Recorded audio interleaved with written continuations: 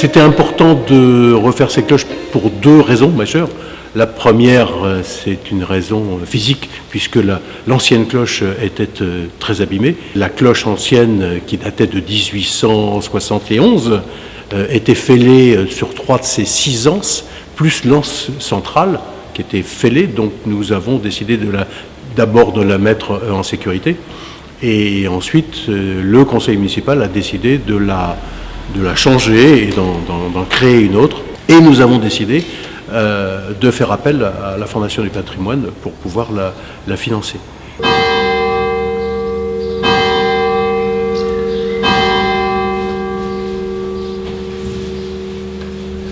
Alors la cloche n'étant pas classée, elle profitait complètement d'une opération Fondation du patrimoine avec une possibilité de subvention de la région.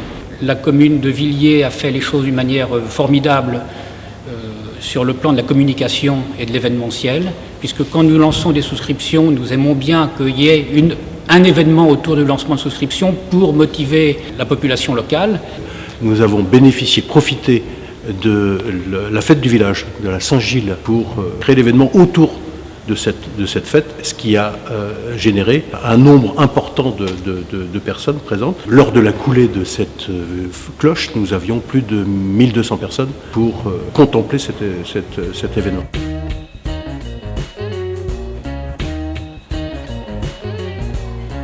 Nous avons eu le soutien de la région Centre par le biais de la Fondation du patrimoine, et ce soutien grâce à une subvention très substantielle, puisque cette subvention à hauteur de plus de 15 000 euros et une souscription de plus de 11 000 euros également, donc 27 000 euros pratiquement de verser à la commune pour permettre le financement de la nouvelle cloche du village. Alors c'est un excellent exemple d'une souscription qui a bien marché, parce que c'est très rare qu'on arrive à un financement pratiquement complet par la souscription plus la subvention, ce qui a été le cas là.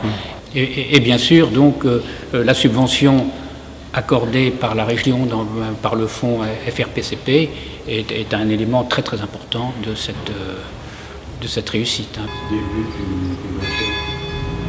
Villiers-sur-Loire sans cloche, c'est pratiquement impossible, et on aurait tout de suite un appel des habitants qui nous demanderaient de la remettre en service, j'allais dire.